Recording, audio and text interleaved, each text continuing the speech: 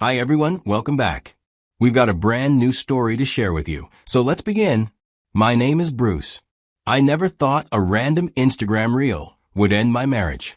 But there I was, standing in my bedroom, watching my wife when I asked her a simple question.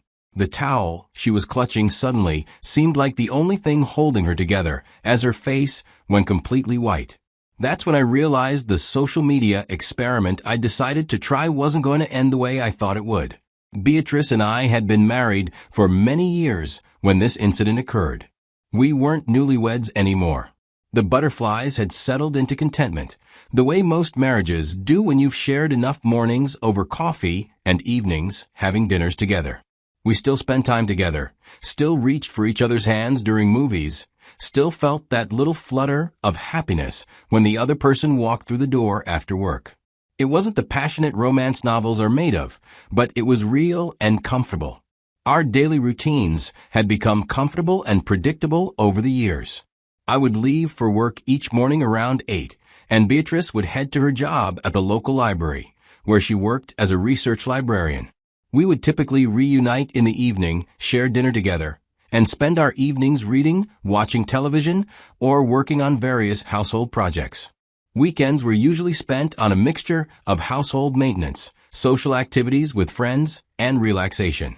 We had developed a rhythm that worked well for both of us, and while our life might not have been exciting or adventurous, it felt stable and satisfying in its own way. One morning, I woke up with serious back pain. I decided to stay home, but after my wife left for work, I got bored and decided to knock off some tasks.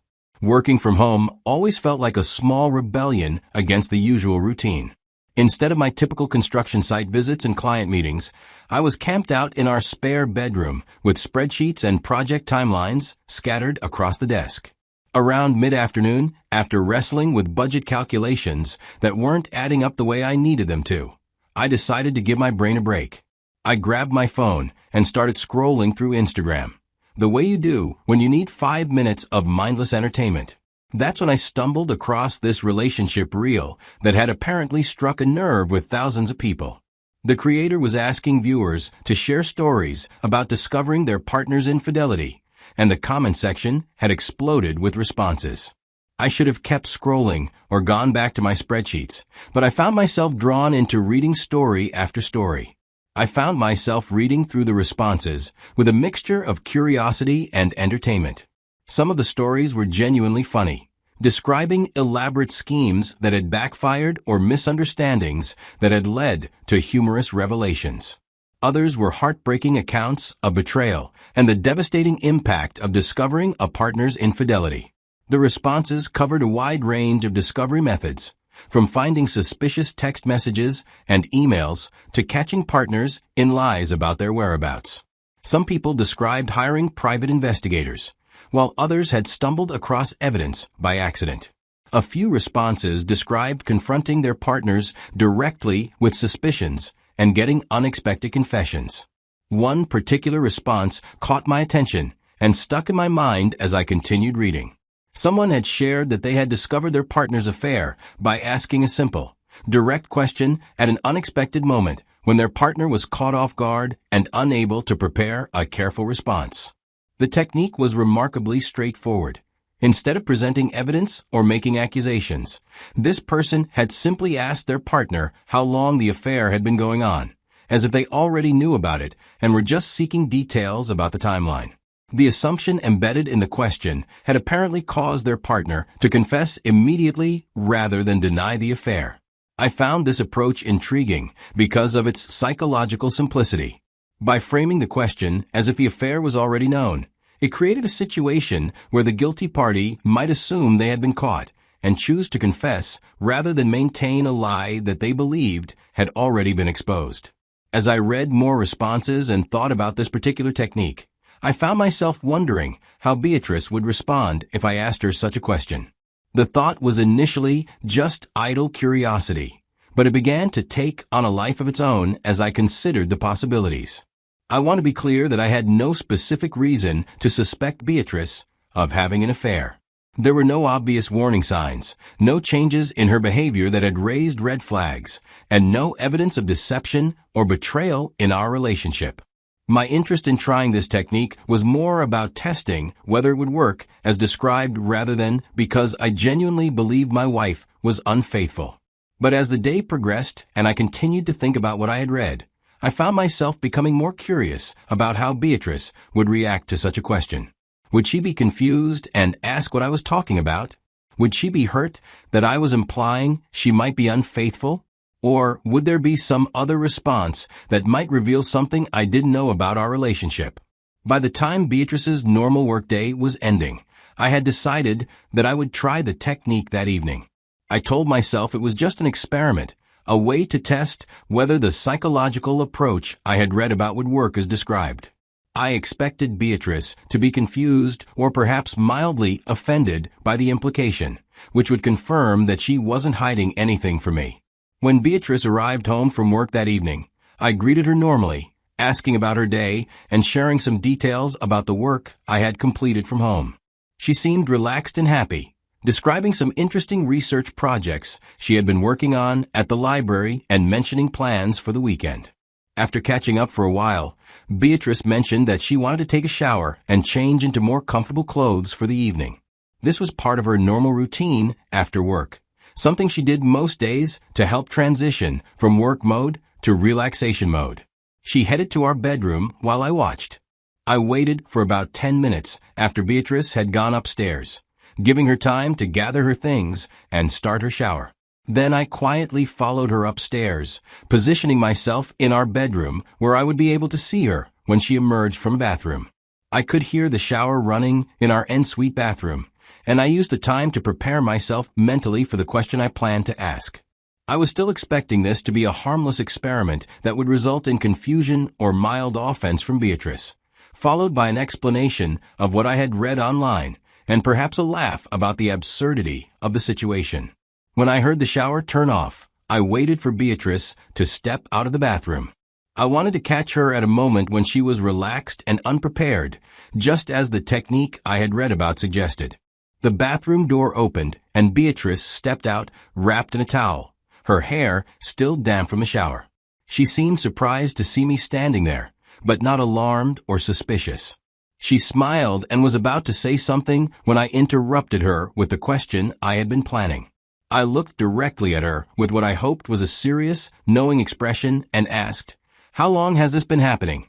I tried to keep my voice calm and matter-of-fact, as if I was asking about something I already knew rather than fishing for information.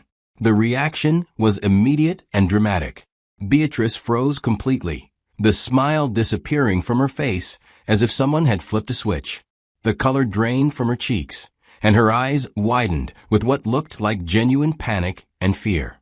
I watched her face with growing shock and disbelief as I realized that her reaction was not confusion or offense, as I had expected. This was the reaction of someone who had been caught doing something they shouldn't have been doing. The technique I had read about was apparently working exactly as described, but I was getting results I had never expected to receive. For several seconds, we stood there in complete silence, looking at each other across our bedroom. Beatrice seemed frozen in place, apparently trying to process what I had asked and figure out how to respond. The guilt and panic in her expression were unmistakable, and I felt my stomach drop as I began to understand what this meant. I was shocked when Beatrice finally spoke, her voice barely above a whisper as she said that she could explain. The words hit me like a physical blow, because they confirmed what her initial reaction had already made clear. There was something to explain, something she had been hiding from me that my unexpected question had exposed. I watched her for several more seconds, trying to process the magnitude of what was happening. The wife I had trusted completely, the woman I had believed was content in our marriage, was apparently guilty of something serious enough that a vague question about its duration had caused her to offer an explanation rather than express confusion. Finally, I managed to ask her to explain what had been happening.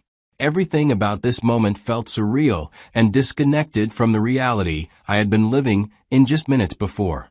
Beatrice's explanation came out in a rush of words that seemed to tumble over each other as she tried to confess and justify her actions simultaneously. She told me that she had been having an affair with someone I knew personally, someone whose name made the betrayal even more shocking and painful. The man she mentioned was Gregory, someone I had considered a friend for several years. He was married, and the four of us had socialized together regularly. I had trusted Gregory, liked him, and considered him part of our extended social circle. Learning that Gregory had been involved with my wife created layers of betrayal that were almost impossible to process. Not only had Beatrice violated our marriage vows, but she had done so with someone who had been welcomed into our home, someone I had trusted and considered a friend, someone whose own wife I cared about, and who would presumably be devastated by this news. I was shocked by both the confession itself and the identity of the person involved. The revelation that our social circle included people who were deceiving their spouses and conducting secret affairs made me question everything I thought I knew about the relationships around us. Beatrice continued talking, trying to provide context and explanation for what had happened, but I found it difficult to focus on her words. The fundamental reality that she had been unfaithful was overwhelming enough without trying to understand the details and justifications she was offering. She described the affair as a recent development, claiming it had only happened once and that she had immediately regretted her actions. She insisted that it hadn't meant anything significant and that she loved me and wanted to preserve our marriage despite this mistake. But even as she spoke, I found myself questioning whether I could believe anything she was telling me. If she had been capable of conducting an affair with someone we both knew without my having any awareness of it, how could I trust her claims about the frequency or significance of what had happened? In the days that followed, the psychological warfare was brutal. Every conversation felt like walking through a minefield. Every shared meal tasted like sawdust. Every moment of silence stretched into an eternity of unspoken accusations. I'd catch myself studying her face when she thought I wasn't looking, searching for signs of guilt or deception that I'd somehow missed for however long this had been going on. Sleep became elusive. I'd lie awake listening to her breathe beside me, wondering if she was dreaming about another man, if she was comparing us, if every touch and kiss had been a performance, while her heart was somewhere else entirely. Work became my refuge, the one place where I could focus on problems that had actual solutions. But even there, colleagues started asking if I was feeling all right, if something was wrong at home. Apparently, the emotional turmoil was written all over my face in ways I couldn't control or hide. The fact that Gregory was someone I knew personally made the situation even more complex and painful. I found myself replaying conversations and interactions we had all shared, looking for signs that I had missed or moments when their connection might have been evident to someone who was paying closer attention. I also worried about Gregory's wife and whether she knew about what had happened between her husband and my wife. The thought that she might be living in the same ignorant bliss that I had been experiencing was troubling, but I wasn't sure what obligation I had to inform her about what I had discovered.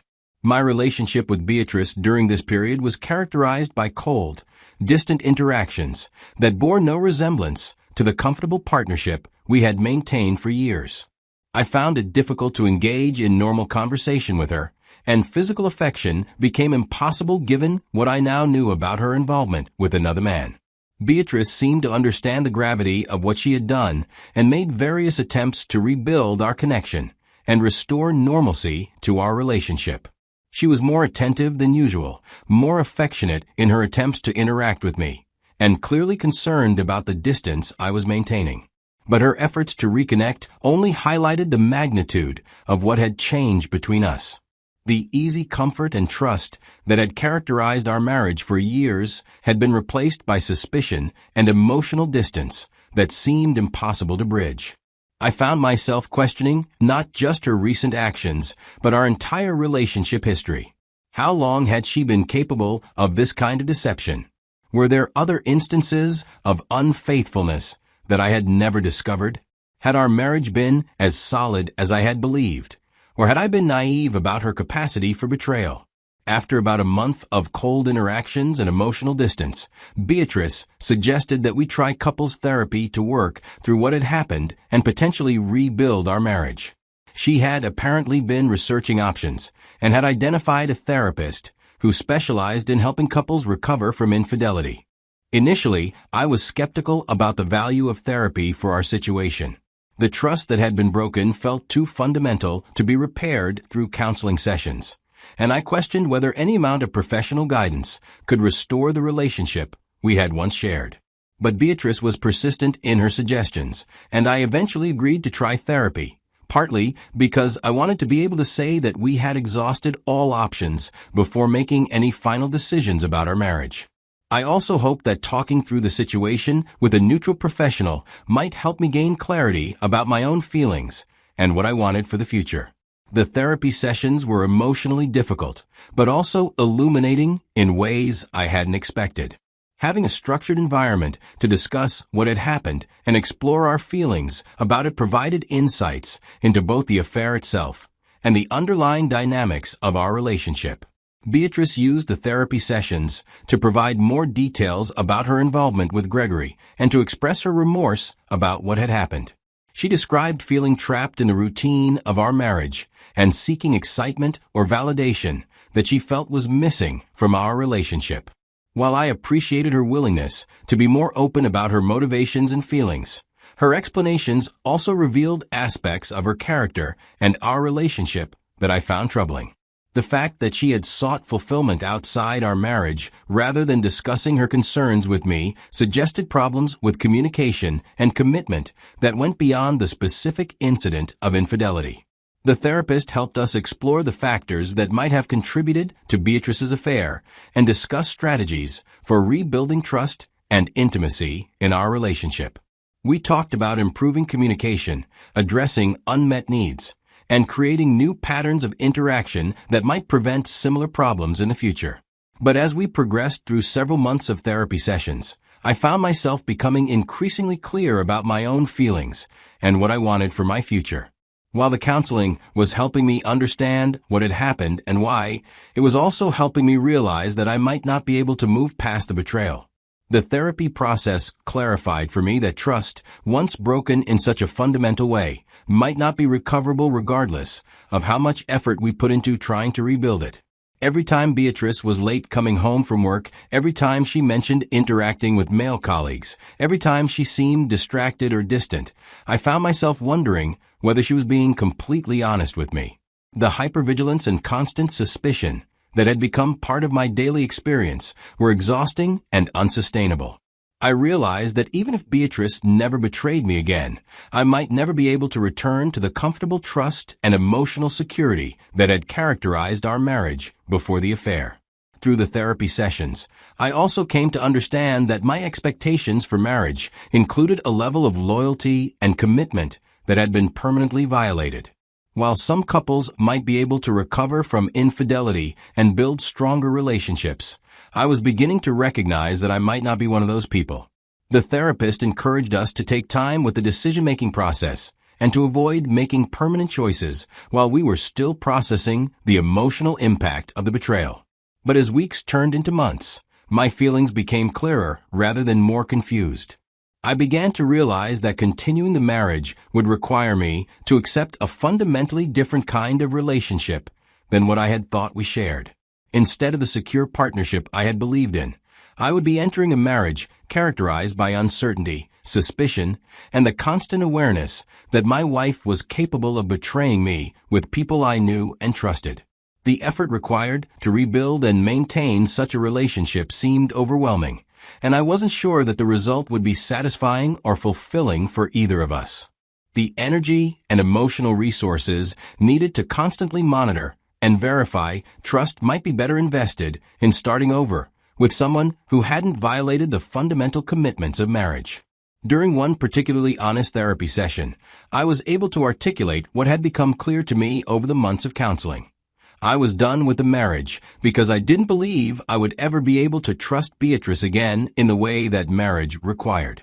This wasn't a decision I made in anger or as punishment for her betrayal. It was a recognition that some damage to relationships is too extensive to be repaired, regardless of the good intentions and effort of both parties. Beatrice was devastated by my decision. The therapy process had helped both of us understand the full scope of what had been lost when she chose to have an affair with Gregory.